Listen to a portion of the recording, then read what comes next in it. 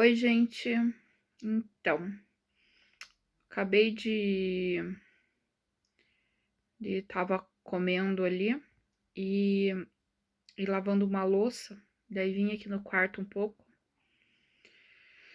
E o que não sai da minha cabeça, o que aconteceu ontem, foi o seguinte. Vocês sabem que eu já falei que eu moro numa região metropolitana, né, que é de Curitiba, aqui no sul do país.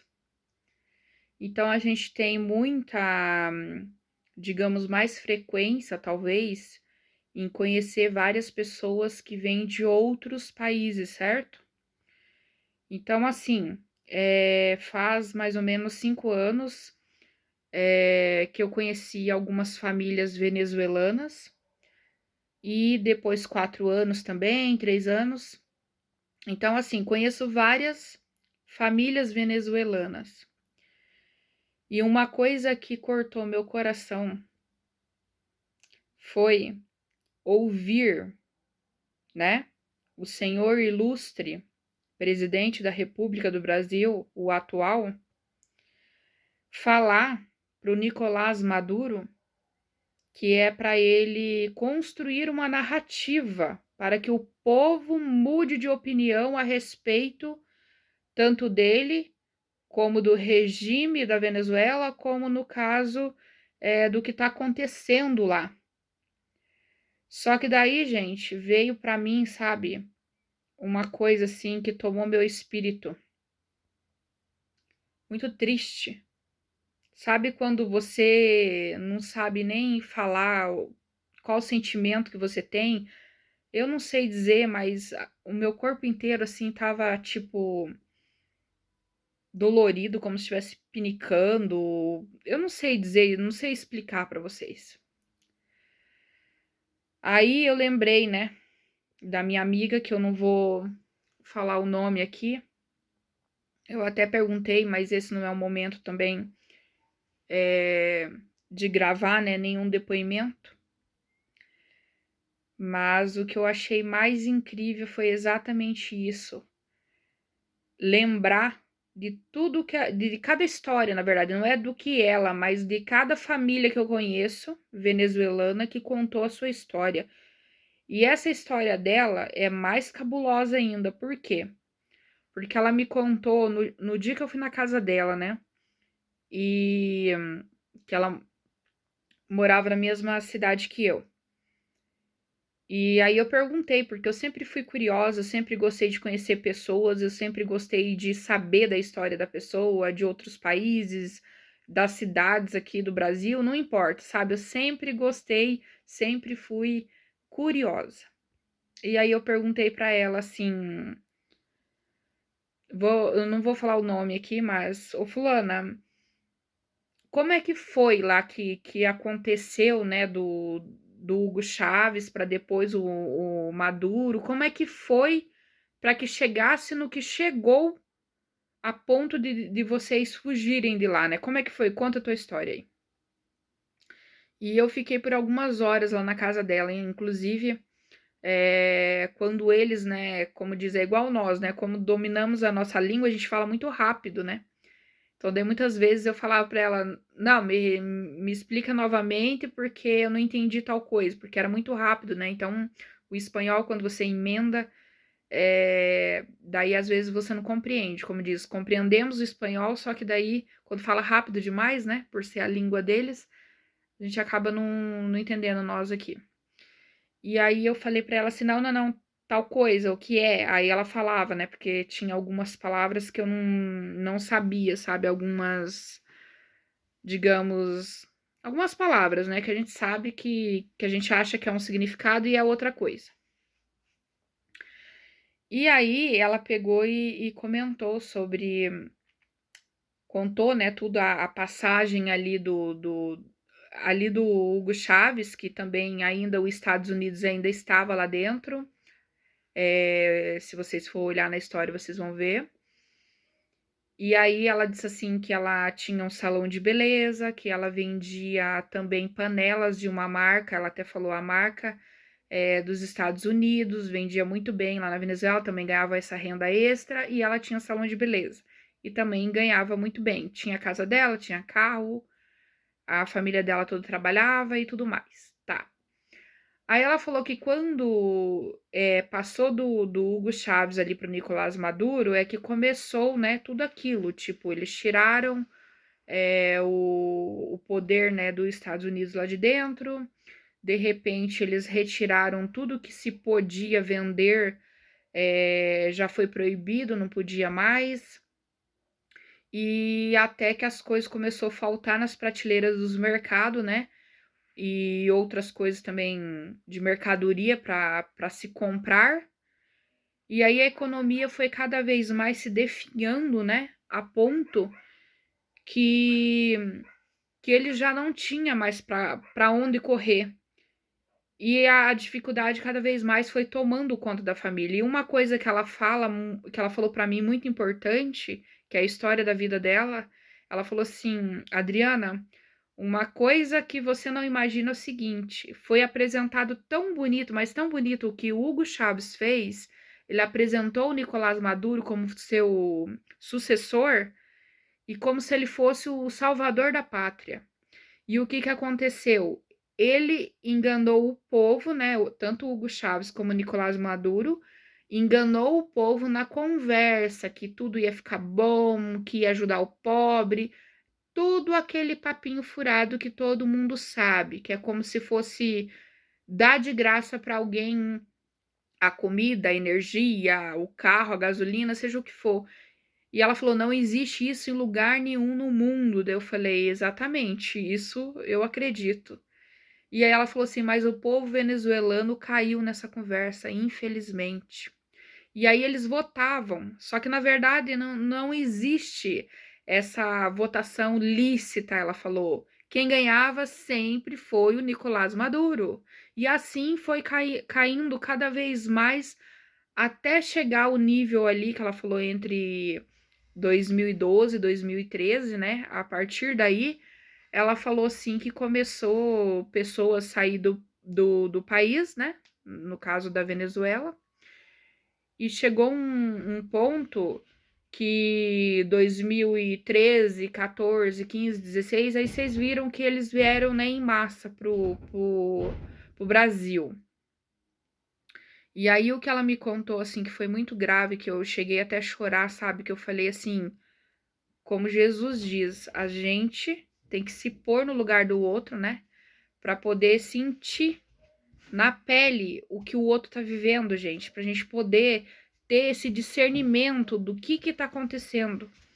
E aí aquele dia ela falou assim para mim: Adriana, eu tava no salão fazendo o cabelo de uma cliente, eles chegaram com um notebook perto de mim e falaram para ela: para o que você tá fazendo. Daí ela falou: o que que foi, o que que foi? E eram três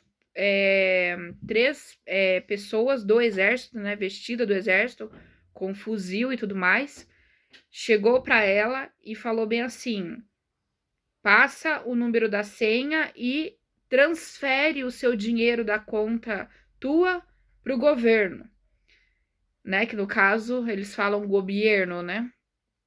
E ela falou assim: não, não, não, não, né? Tipo, não posso fazer isso tal, porque foi pego o povo de surpresa nessa questão aí do dinheiro que eu estou falando. Ela falou que foi muito surpresa mesmo. Eles foram esporadicamente nas casas, então, assim, não tinha como o povo de boca a boca, sabe, poder saber o que estava acontecendo. Foi muito rápido, ela falou. E foi muito esporádico também para que, né, as pessoas não soubesse e não falava para o outro. E aí ela falou bem assim que ela não ia fazer, né? Porque afinal ela tinha economizado, daí eu não lembro agora quanto, mas ela falou que ela tinha um bom dinheiro, sabe, guardado, porque afinal, quando a economia lá era boa, ela trabalhava bem, ela vendia essas panelas que eu falei que eram americanas, então ela conseguia guardar muito dinheiro no banco, né? Então tinha uma reserva boa. Só que daí eles ameaçaram ela e falou assim: ou você passa agora aqui, ou você sabe o que nós vamos fazer. Não vou falar aqui, mas vocês entenderam. E aí eles negaram, né, ela, né, negou, tinha alguns parentes dela ali perto também, negou. O que que eles fizeram?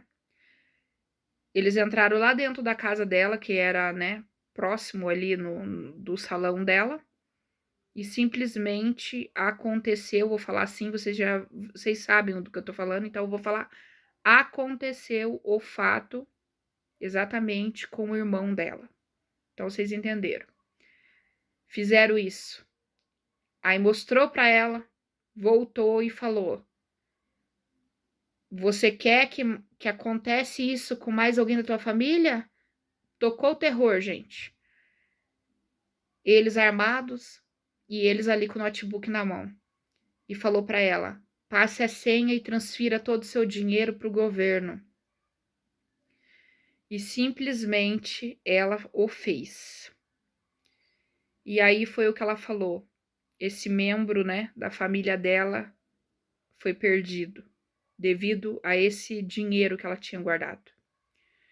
E aí foi que ela, né, sentiu na pele exatamente o mal, né, que aquele, entre aspas, governo estava fazendo naquela terra. E aí ela falou que passou-se alguns anos ali e ela foi conseguindo também ainda guardar um dinheiro para poder pagar o famoso, né, que eles chamam de coiote, para ela poder atravessar lá, né, que tem a fronteira do Brasil e da Venezuela lá. E lá eles são muito, sabe, escrachados, eu não vou falar aqui, porque se vocês procurarem aí reportagens, tem reportagem, eu sei da Record, tem. Gente, procure saber. Porque se você não conhece nenhum venezuelano, eu diria para você que você deveria conhecer, porque tem vários venezuelanos aqui no Brasil, em vários e várias cidades espalhadas pelos estados brasileiros. Procure conhecer a história de cada um. Eu conheço vários aqui, tanto que tá morando em Curitiba, como tá morando na minha cidade, como alguns que mudou ali para Santa Catarina. Eu conheço vários, inclusive tem um aqui na minha cidade também que tem um restaurante com uma comida deliciosa, que ele contou também que trabalhava com isso lá, falou a quantidade de pessoas que ele vendia, né, de marmita, e ele falou que depois também perdeu todo o dinheiro dele. Então, assim, vocês acham mesmo que as pessoas maldosas, elas estão para brincadeira? Vocês acham isso?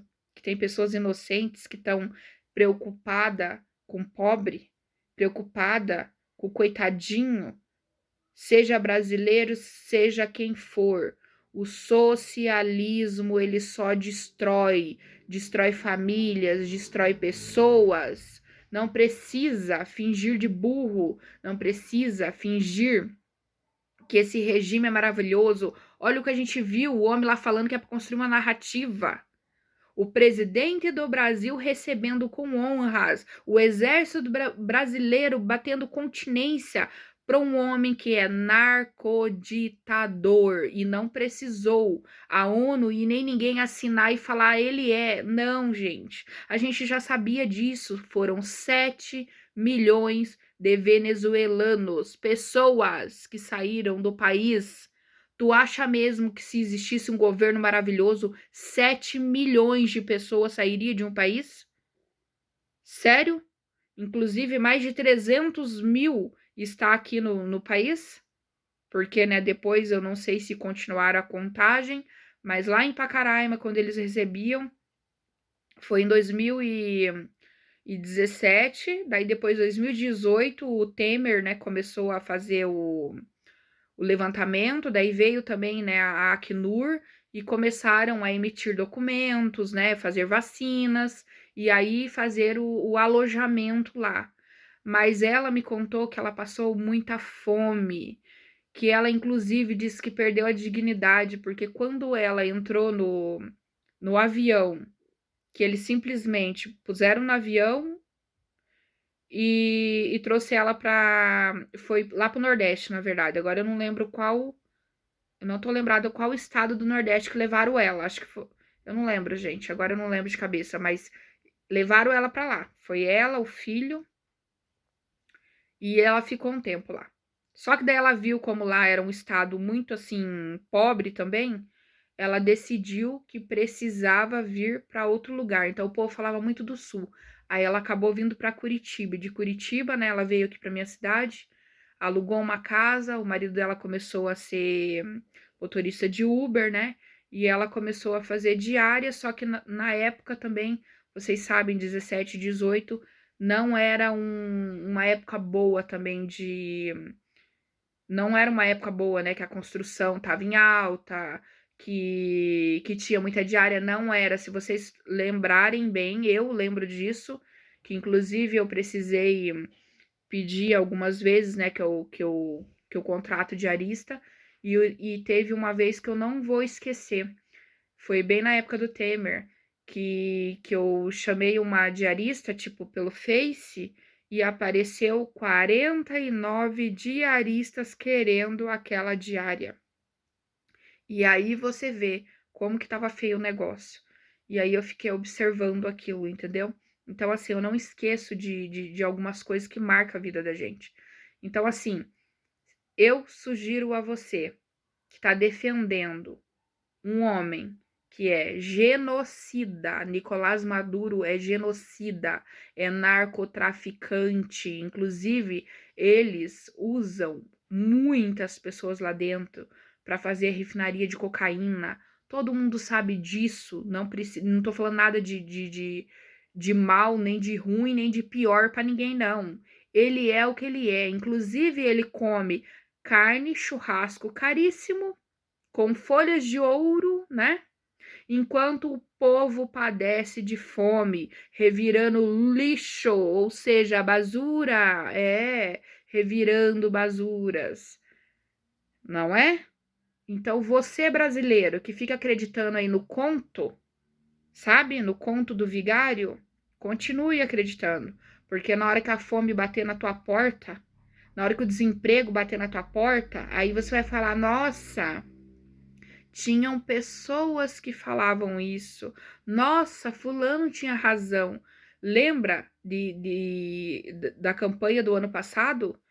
Foi proibido pelo TSE falar que o Lula tinha amigos ditadores, que é o da Nicarágua, que é ali da Argentina, que é ali da Venezuela, que é de Cuba, ou seja, não são ditadores. Imagina, gente, lá é uma democracia maravilhosa, tanto que ele falou, construa essa narrativa, que a democracia maravilhosa existe, e aí o povo vai mudar de pensamento para que você possa ser o herói, né? Lembrei agora até que teve em dezembro, né?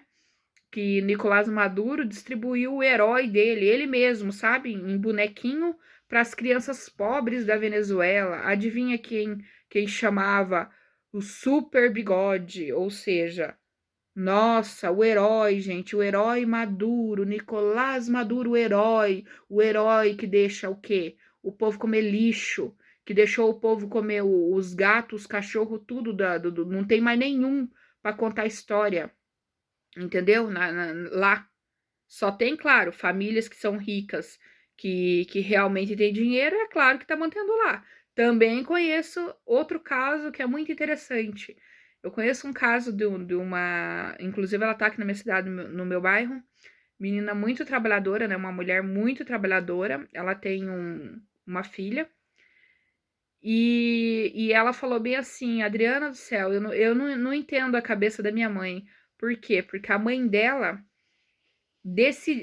na época da pandemia, né? Que teve o Auxílio Brasil e ela pôde receber, a mãe dela estava aqui toda de boa, entendeu? Recebendo o dinheiro, né? Do Auxílio Brasil. Só que daí, quando, no caso, acabou e ela teve que começar a trabalhar e ela achou umas diárias para a mãe dela trabalhar, sabe o que a mãe dela fez? Foi só uma vez, não quis mais. Voltou para Venezuela porque disse assim que queria dinheiro de graça. Ou seja, quando estava dando o auxílio aqui do governo na pandemia, ela quis, de graça, na casa dela à toa. Mas quando ela precisou trabalhar, ela não quis. Olha a cabeça que a pessoa tem, Por quê? Porque foi construído esse pensamento por anos. Então ela acredita que ela é merecedora de um auxílio do governo e que o Estado tem que, tipo, pagar para ela ficar à toa em casa. Você entendeu? Ela não tem aquele pensamento que ela tem que trabalhar, que ela tem que construir, que ela tem que buscar os sonhos dela, correr atrás, entendeu? Independente, gente, que é uma senhora, digamos, mas não é nem idosa ainda, entendeu? Então, assim, olha o pensamento que foi construído por anos e a pessoa acreditou. E ainda, pasmem, né? Saiu do Brasil, que tem emprego, e preferiu voltar para lá. E o que que ela falou? Não me importa, pode ir, e foi.